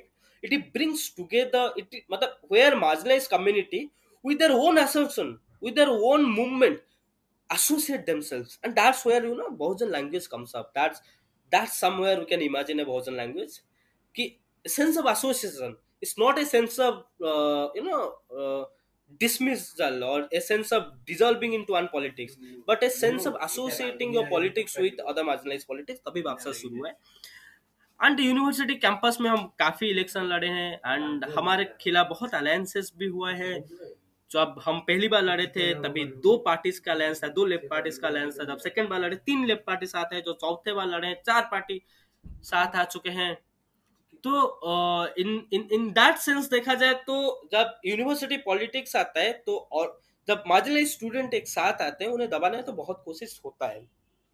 But in the sense discourse realm में वी नो कि the prominence we have because Ambedkar consciousness, specially the post Rohith Vemula movement में आने के बाद, lot of political parties assertion अपने strong language में करने के बाद, it's an essential condition to do politics in the country is to talk about Ambedkar. Without talking about Ambedkar, you cannot do politics in this country anymore. From left to right, they cannot do. इसलिए right भी अम्बेडकर को अपने वे में portray करने का कोशिश करते हैं। अम्बेडकर का थोड़ा कोट ले लेगा और आउट ऑफ कॉन्टेक्स्ट ले लेगा, उसे रख लेगा और बोलेगा कि, मतलब जैसे कि अम्बेडकर का कोट है कि Muslims and Hindus cannot coexist. मतलब आई एम नॉट सेइंग कि this is the direct quote, but this is the essence of one quote. Okay, क्या बोलेंगे राइट है कि जहां पर मुस्लिम है वो हिंदू नहीं रह पाएंगे। क्यों नहीं रह पाएंगे? तो Muslims is intolerant religion, these are the threat to India. But Ambedkar put it in a good language. Yes, Muslims and Hindus and Buddhists and Hindus cannot coexist, definitely cannot coexist, because one is an emancipated religion and another is a slave religion. So that's what right does. But what left, वो पूरा detail वो बता रहे हैं Ambedkar, but right उसको बहुत point narrow view से देख रहे हैं। राइट तो नैरो व्यू नहीं, वो एक्चुअली देख नहीं रहा है। वो कोट मिला उसे थोड़ा सुंदर सैफ्रॉन कलर पेंट में पीछे थोड़ा सैफ्रॉन बैकग्राउंड दे दिया, ऊपर लिख लिया, देन अम्बेडकर का photo which is also in saffron लगा दिए, बोले कि this is how we claim Ambedkar. तो this is also same with left यार। यस। तो लेफ्ट का तुम अगर कोट देखोगे, caste is a division of labourer, not just labour, is the only quote they have been doing like from like last 4 years। उसके अलावा कहीं move forward ही नहीं कर पाए। which organization ये is this? SFI हो, DSF हो Left. या ऐसा हो, या तो ये जो तीनों ऑर्गेनाइजेशन जेएनयू में है या फिर लेफ्ट का कहीं भी हो, कोई भी ऑर्गेनाइजेशन लेफ्ट का हो, अम्बेडकर का जब यूज करेंगे ये कोट से कभी आगे नहीं जा पाएंगे, because they cannot see Ambedkar as a flow, they cannot see Ambedkar is always in a movement, but they can see कि अम्बेडकर मतलब has only one value there between labour and labourer, और कहीं वहां कास्ट क्वेश्चन नहीं आएगा। Caste question won't come up जब अम्बेडकर बोलते हैं कि how Gandhi is problematic as anyone else, when Ambedkar says कि गांधी इज वायलेंट, ओके, तभी कास्ट क्वेश्चन नहीं आता है। लेकिन कब आता है? जब लेबर एंड लेबर क्वेश्चन उनके पॉलिटिक्स को फिट करने के लिए आके लोग बोलेंगे हम गांधी के भारत को भी सपोर्ट करते हैं, अम्बेडकर के भारत को सपोर्ट करते हैं। दे डू नॉट सी कि these are contradictory to each other, मतलब totally oppositional to each other, they cannot coexist। Gandhi का idea of India is a secular Hindu India, nothing else। Ambedkar का idea of India is not a secular or socialist India, it's an India जहां पर secularism और socialism आएगा तो एक democratic process में आएगा, कोई बोल दिया इसलिए नहीं आएगा, या फिर कॉन्स्टिट्यूशन से कॉन्स्टिट्यूशनल मतलब उसके अथॉरिटी बेट को वहां डिसाइड नहीं करेंगे। अंबेडकर सेकुलरिज्म और सोशलिज्म के बारे में बहुत अच्छा चीज बोलते हैं कि इंडिया के कॉन्स्टिट्यूशन में अगर सेकुलरिज्म और सोशलिज्म रखोगे, that will be giving utmost power to the state to decide the social system, but in a democracy that social system, state के पास that sovereignty, that utmost power लोगों के पास होना चाहिए, state के पास नहीं। People will decide if it will be Prabhuth Bharat, if it will be Islamic country, or if it will be secular country, or if it will be anything else. People will decide what this state will be, and that's a democratic process, is a representation of movement, that people will be part of the movement to decide for themselves rather a state deciding for themselves। तो बहुजन भारत या फिर जो बहुजन समाज का भी जो dream है, that's dream is not कि Bahujan Samaj rule करके डिसाइड किया लोगों का fate, but the process of being Bahujan itself will create a moral framework and political framework जहां लोग ऑलरेडी डिसाइड कर चुके हैं कैसा लगेगा बहुजन समाज, कैसे दिखेगा बहुजन समाज. तो दैट्स अ डेमोक्रेटिक प्रोसेस जो मूवमेंट के बारे में बात करता है, एंड जो लेफ्ट और राइट का भी समझेंगे ही नहीं. तो बादशाह का जो इलेक्टोरल पॉलिटिक्स रहा है, वी हैव गिवन बादशाह इंडिपेंडेंटली एक काउंसिलर दिया है, and with the alliance of fraternity movement भी और एक काउंसिलर दिया है. 2 काउंसिलर अभी तक दे चुका है. एंड बादशाह में बहुत सारे लीडर्स हुए हैं जो अभी नेशनल लीडर भी बने हैं, जो एकेडमिकल एक्सीलेंस भी के. And the very important of having this organisations in the university spaces कि हमारे लोगों के अंदर कॉन्फिडेंस जग रहा है, हमारे लोगों पर असर्शन का कॉन्फिडेंस जग रहा है कि कोई पॉलिटिकल पार्टी उन्हें बैक करने के लिए, और उनके पास कॉन्फिडेंस जग रहा है कि कहीं पर भी कोई भी teacher problematic statement they they, that teacher will face the consequence, that teacher will be called out, that person will be called out. वो कॉन्फिडेंस कभी यूनिवर्सिटी स्पेसेस में नहीं था. हम चुप रहते थे जब टीचर आके हमें टोन पुलिस करता था कि अंबेडकर के पीछे बाबा साहब क्यों लगाए हो, दैट्स नॉट एकेडमिक टर्म. जबकि वही टीचर आके लगाते थे पंडित जवाहरलाल नेहरू. तो दैट समथिंग एक हिपोक्रेसी यूनिवर्सिटी में चलता था. एक हिपोक्रेसी चलता है कि तुम अगर इंग्लिश नहीं सीखे हो एमए आने तक तो तुम क्लास में मत बैठो, निकल जाओ. ऐसे सारे स्टेटमेंट्स बहुत बड़े बड़े प्रोफेसर्स का है. तो ये प्रोफेसर्स, ये मतलब ये टीचर्स अभी विदाउट फेसिंग द कॉन्सिक्वेंसेस नहीं जा सकते हैं. अभी दैट टीचर्स सीमा का भी केस आया था. The person written a lot about subaltern studies yet making the casteist remark, it didn't go unnoticed. She didn't go without facing consequences. And that's an example ki why student organizations, that especially Ambedkar students organization must be there. क्योंकि left historically आप JNU का 40 साल का इतिहास उठा के देख लीजिए, 40 साल में जितना भी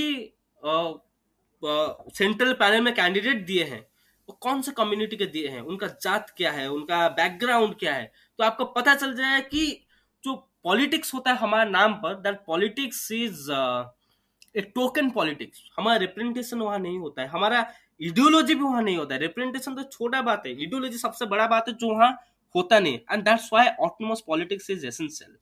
अभी सर्जिल इमाम जब शाहीनबाग मूवमेंट किया था तभी उसका पोस्ट जाके पढ़िए. सर्जिल इमाम लिखता है कि मेरे साथ अगर शाहीनबाग में और anti NRC anti CA protest में कोई खड़ा हुआ है, दैट इज बादशाह. Sharjeel Imam is not a part of बादशाह, is a Muslim student. And specially एक unity between Muslims and with Bahujans with Adivasi built up हुआ है बिकॉज ये ऑर्गेनाइजेशन एक एसोसिएशन के बारे में बात करते हैं. ये ऑर्गेनाइजेशन होने की वजह से लोग कॉन्फिडेंस से आ पाते हैं. विदाउट सच ऑर्गेनाइजेशन देयर तो क्या होता है, कोई कॉन्फिडेंस के साथ नहीं आता. And other organisations are deceptive, they will, तो तुम्हें धोखा देंगे. इसलिए सर्जिल इमाम का बहुत कड़ा शब्द से वो बात कर रहा था, the history of left, the history of Congress. At the same time was making an association with बादशाह, जबकि वो मूवमेंट, शाहीनबाग का movement was majorly Muslim movement. And how the Bahujans came up in solidarity, that's a beautiful example of having a movement. And student politics के बारे में बात करेंगे. जब स्टूडेंट का रिस्पॉन्सिबिलिटी क्या होता है, अभी जामिया में जब गोली चला, पुलिस का वायलेंस हुआ, तभी हम बादशाह की तरफ से और कुछ मुस्लिम स्टूडेंट्स भी जाके बात किए थे जेएनयूएसयू से. कि क्या बात किए थे कि जेएनयू का जो स्टूडेंट्स है they are majorly Hindus in quote and on quote political sense, and Jamia का जो है मुस्लिम से, वहां पुलिस को ब्रूटैलिटी करने में बहुत आसानी होता है. तो what will do will mobilize 300-400 JNU students, will make a chain of those students across Jamia की सारे जो प्रोटेस्टिंग स्टूडेंट हम प्रोटेक्ट करेंगे. तो देखते हैं पुलिस कैसे गोली चलाता है. तो that was deliberated by JNUSU, let JNUSU for like 2 days. 2 दिन के बाद हम आके बोलते हैं देखो हम स्टूडेंट नहीं भेजेंगे, हम डेलीगेशन भेज देंगे, वहां जाके स्पीच देंगे. That's an hypocrisy. स्पीच देने के लिए मूवमेंट नहीं है, मूवमेंट है how to help each other, to protect each other for the safe going of the movement. And that's what left has been doing. And that's why we need our marginalized community to come up to plan this out, to make the strategy how to protect ourselves and protect the movement. And that's where our movement has come up always. And this is one of the examples. ऐसे बहुत सारा examples बाप के बहुत सारा stories आपको बहुत सारे स्टूडेंट्स बोलते हुए यूट्यूब में मिल जाएगा। छोटे छोटे स्टोरीज, बहुत छोटे छोटे स्टोरीज जो आपको बहुत इनसिग्निफिकेंट लग रहा होगा कि स्टूडेंट 300 लोगों को नहीं भेजे तो ये कितना बड़ा बात है, लेकिन उससे जान चला जा सकता है। And that's a strategy that Bahujan community has been making in association with other communities and other community in association with Bahujan community. That's an idea of association जो एक marginalized autonomous politics and group होने पे ही बन पाएगा। And तो जो left और right का बाइनरी है वो हमेशा will benefit the upper caste, that will have a token representation of Bahujans. Across caste भी हो सकते हैं, अक्रॉस जेंडर भी हो सकते हैं, but that will never solve the problem, that will not never benefit the movement, that will rather make a hero out of person, rather एक movement phone में हमेशा रोकेगा। इसमें एक जो मैं इसका फॉलोअप क्वेश्चन है Snehashish, and we are almost like towards the end of the show, कि इसमें एक जो सोशल मीडिया का एंगल हम देखते हैं कि जो एक सॉर्ट ऑफ अनऑर्गेनाइज्ड फॉर्म में सोशल मीडिया पे जो एक एजिटेशन होता है, और उसकी वाइडर अम्ब्रेला में हम ट्विटर पे भी देखते हैं उसको, इंस्टाग्राम पे भी हम बहुत मल्टीपल पेजेस देखते हैं, और अब वो कहीं ना कहीं अब वो क्लब हाउस पे भी एक रेगुलर वो बन गया है। तो उसके बारे में आप कुछ, do you have some opinion there कि how social media is also helping taking the movement forward? तो मैं सोशल मीडिया के ऊपर बात करूंगा, उसके बाद थोड़ा बात करूंगा small also history of the movement के how movement must go forward. तो social media is another tool. It's not मतलब it's not a movement. It's a tool that we can employ in the movement. Rather think it is a movement in itself, because social media is a tool that everyone can use. It can be used by right, it can be used by left, it can be used by Ambedkarites, it can be used by any marginalized also. But it's necessary कि how we use it. तो दो forms के movement होता है, एक है form वाला movement which is a very formed organised movement, जो हम actually social movement within, जैसे साइन बैग मूवमेंट हो जाए, बहुजन मूवमेंट इन यूपी और अंबेडकर मूवमेंट इन महाराष्ट्र देखते हैं। और एक है formless movement, that's an unorganised movement, वो सोशल मीडिया में होता है, जो हैशटैग के माध्यम से होता है। आजकल क्लब हाउस में हो रहा है, बहुत सारा ट्विटर स्पेस बनता है, फेसबुक आर्टिकुलेशन, इंस्टाग्राम आर्टिकुलेशन से होता है। But there is a danger to formless movement की लैक ऑफ लीडरशिप। एंड कि लैक ऑफ लीडरशिप से क्या होता है, people disperse, people argue, people fight, and that fighting is not always productive fight, but that also lead to lot of difficulties in the movement, that can lead to lot of uh, you know क्या बोलते हैं उसे, मतलब movement को भी तोड़ने का भी इसके पास उतना पोटेंशियल है जितना जोड़ने का है। तो इसलिए how to unite our movement हम सोशल मीडिया से वो थोड़ा सीखने का बहुत ज्यादा जरूरत है। बिकॉज कांसीराम बोलते थे कि हम मीडिया से दूर रहें, क्योंकि मीडिया कभी हमारे साथ नहीं रहेगा, but social media is something, it's a space we create, it's not a space given to us. तो वहां हम कैसे स्पेस क्रिएट करें, that is essential. And how मतलब जैसे सोशल मीडिया के बारे में बात करते हैं, वहां भी कुछ स्कीमा होना चाहिए, वहां भी कुछ मेथड होना चाहिए बाय टॉकिंग। वो बुद्धा का आइडिया ऑफ कंपैशन ले लो, मैत्री ले लो, और फैटर्निटी ले लो, वो अगर हम सोशल मीडिया प्लेटफॉर्म में यूज करेंगे, if our voice is polite with in our own community and we help each other grow, I think that movement can be very beneficial. तो social media has help people reach international level, our discourse को internationalise किया है। तो जिससे एक type का benefit है कि एक इंटरनेशनल रिकॉग्निशन है। बट आई स्टिल से कि विदाउट इवन इंटरनेशनल रिकॉग्निशन एक मूवमेंट इंडिया में खड़ा हुआ है, B it Ambedkar, B it the language that is Bahujan, which was not, मतलब इंटरनेशनल तो छोड़ो, लोकल लेवल में जो भी एक्सेप्टेड लैंग्वेज के हिसाब से जाना नहीं जा रहा था, that language has created a political party which is ruled in India. तो you will see that even कि हम जितना बात करें कि इंटरनेशनलाइज आवर मूवमेंट, हमें जानना चाहिए कि that must help to unite us within that given space, it must not break. तो जो भी ग्राउंड पे काम करे, ग्राउंड एज इन स्पेस में काम करें, फिजिकल मेटेरियल स्पेस पे काम करें, any attempt we make on social media is to unite them, is to make a method जहां पर वो यूनाइट हो, एंड दैट यूनिटी से बहुत सारा रेपरेशन भी आता है, मतलब that unity also comes at the cost of तुम एक बस न जस्ट यूनिट करो, तुम एक साथ के मूवमेंट में खड़े हो, तुम एक दूसरे को सपोर्ट एंड सॉलिडारिटी करो, तुम एक साथ के डिबेट और डिस्कशन करो, तुम एक दूसरे का फाइनेंशियली हेल्प करो, तुम एक दूसरे पॉलिटिकली इंग्लिश लैंग्वेज में ग्रो करने का हेल्प करो, रादर इट ओन मतलब it must not be counter productive. तो that something an idea of social media मैं बात करना चाहता था कि social media has multiple potential और हमें यूज करना सीखना चाहिए, जो हम बहुत हद तक कर भी रहे हैं। ऑफ कोर्स, वो तो है ही। यस। तो स्नेशिश, हम almost on the we are in the last segment. इसमें दो तीन सवाल थे जो मैंने इंस्टाग्राम पे डाला था, तो मैं वो सवाल आपके दे रहा हूँ, आप चाहे तो वो उनको आंसर कर सकते हैं। तो एक सेकंड दीजिएगा। एक प्रोफाइल है, एक हैंडल है हैनिकडोटनेस करके, यस। हैनिकडोटस, हैना स्टीफन है ये। जी।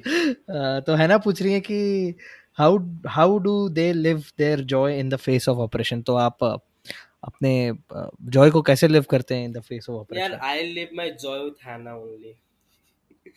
So this is if okay. so if this is a response to how do I live my joy in the face of oppression. So I don't live my joy in the face of oppression. I live my joy out of the face of the oppression.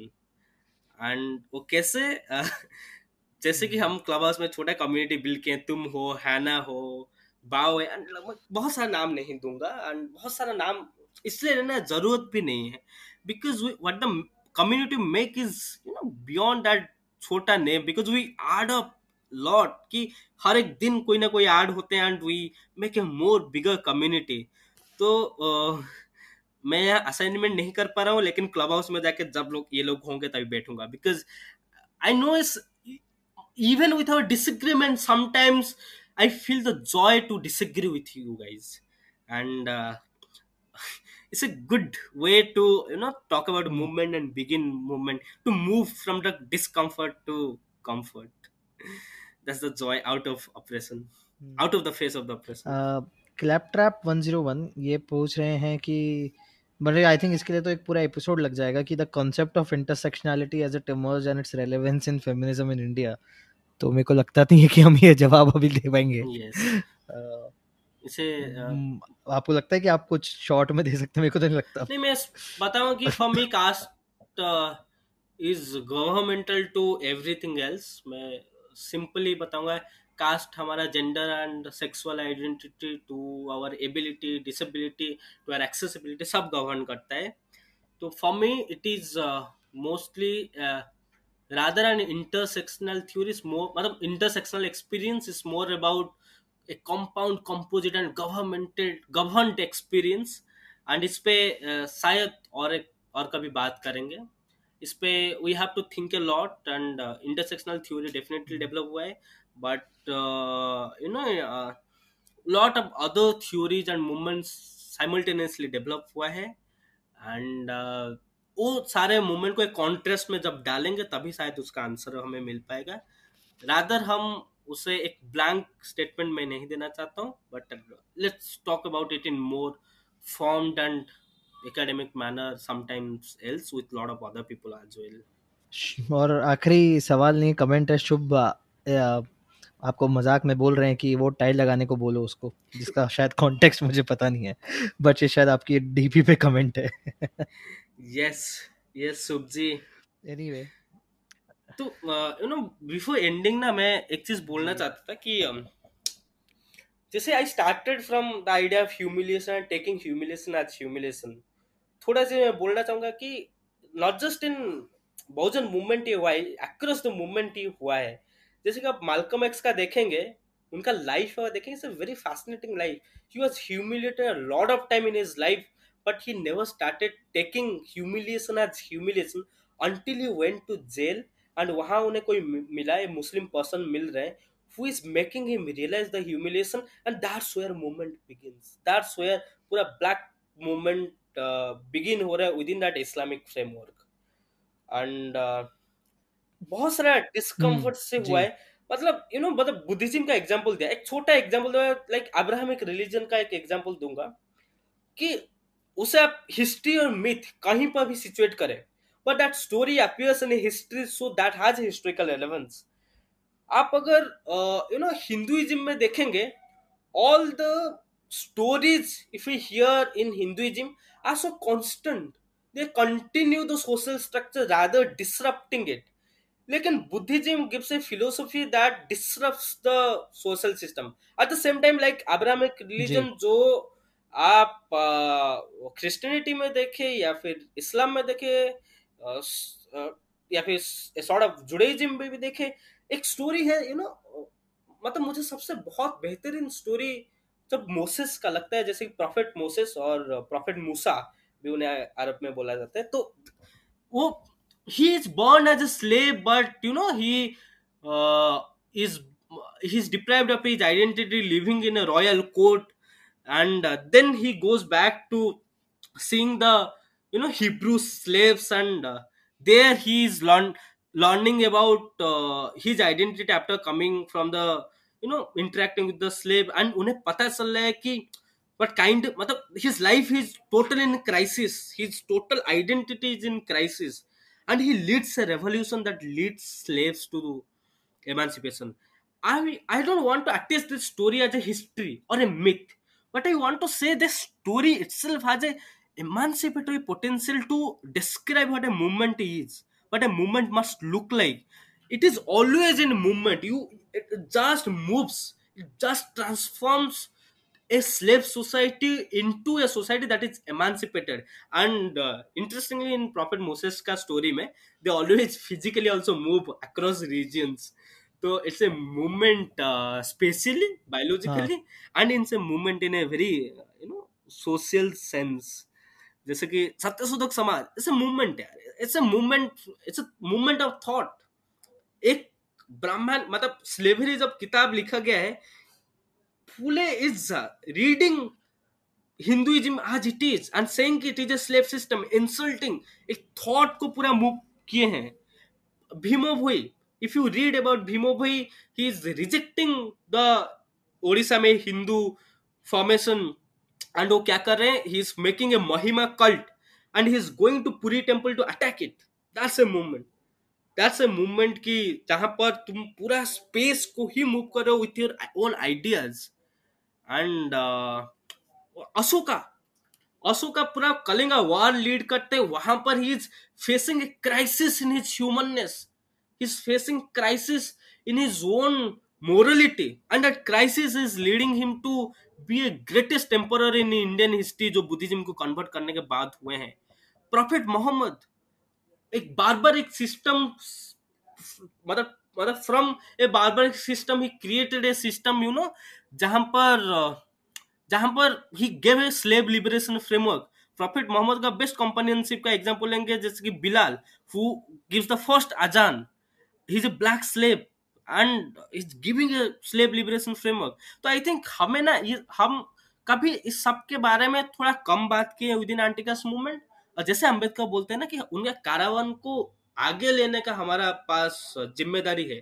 तो I think we can start talking about जी everything else, we can start मतलब go beyond Ambedkar, go beyond Phule now, this is our responsibility।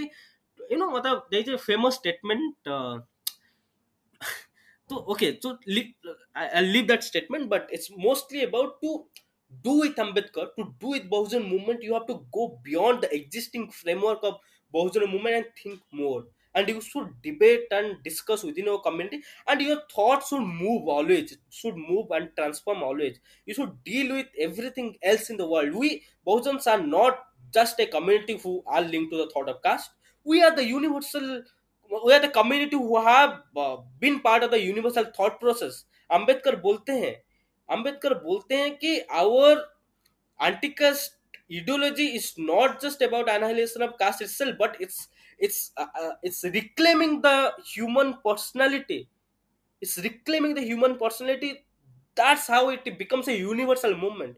Ambedkar is talking about fraternity. That's how it's a universal movement. It shall go beyond caste, and it will think about the universal ideologies, epistemologies that has developed across the world, and that's how we can move forward. And this is the high time I think, जब एक बड़ा crisis situation में हम रह रहे हैं, एक political crisis, एक कल्चरल क्राइसिस में रह रहे हैं, एंड इसी टाइम ये सब डिबेट आया है. I just want to pin this debate. आगे कभी भी बात हो तो यू कैन डेफिनेटली आराम से सब में बात कर सकते हैं. You can think more and more always. जी नहीं, डेफिनेटली मैं, आपने ये जो थ्रेड दिया है मैं इसको डेफिनेटली परस्यू करूंगा, और अगर आपके पास कोई रिकमेंडेशन हो तो आप बिल्कुल बताइएगा, उनको पॉडकास्ट में लाएंगे. और ये बहुत इंपॉर्टेंट थ्रेड है with in the anti caste movement जो हमें डेफिनेटली पिकअप करना चाहिए. And on that note Snehashish, would you like to conclude with Kabir's poem जो आपने कहा था कि आप एंड में बताएंगे? तो आज वी ऑल्सो डिस्कस्ड कबीर का idea of movement is coming from his own vulnerable body as well as his own vulnerable social status. At the same time, he's talking about something that is transgressional to idea of body, idea of society, and that's a transgression of consciousness. So the poem goes like this. Is a translated poem by Linda Hess and Sukhdev Singh. So the poem goes like this: who will be the sheriff or the judge in a town littered with meat, where the watchman is a vulture, frog sleeping, snake on guard, bull giving birth, cow sterile, calf milked, lion forever leaping to fight the jackal, morning, noon, and night? Kabir says, dear listeners, hear the song right. So it's just an announcement that hear the song right, because it's a society, Kabir imagining, where frog is sleeping and snake on guard, bull giving birth and cow sterile and calf milked, lion forever leaping and to fight the jackal. But this is something and total subversion of the social system. Is somewhere the king and the king and the subject relationship totally alters. It's a society जहाँ we can actually talk about democracy. मतलब it's a beginning of the society we can talk about democracy. And this society, the movement बोलते हैं ना, the movement has never an end. That's why it is called movement. It's always in move. And I think we can dream about a society which can move in a positive direction. Movement is a value neutral term, but we can talk about social movement and the positive affirmation to it. That I think we get inspiration from a lot of articles. Snehashish ji, thank you so much for coming on Lights Camera Azadi. This was a wonderful conversation. बहुत मज़ा आया, बहुत ही insightful थी, मुझे बहुत जीवन भर याद रहेगी. And I can't thank you enough for doing this for us. Yeah, thank you so much. It was a long conversation, and thank you for inviting. I think let's hope build up this community and the discourse with positive spirit.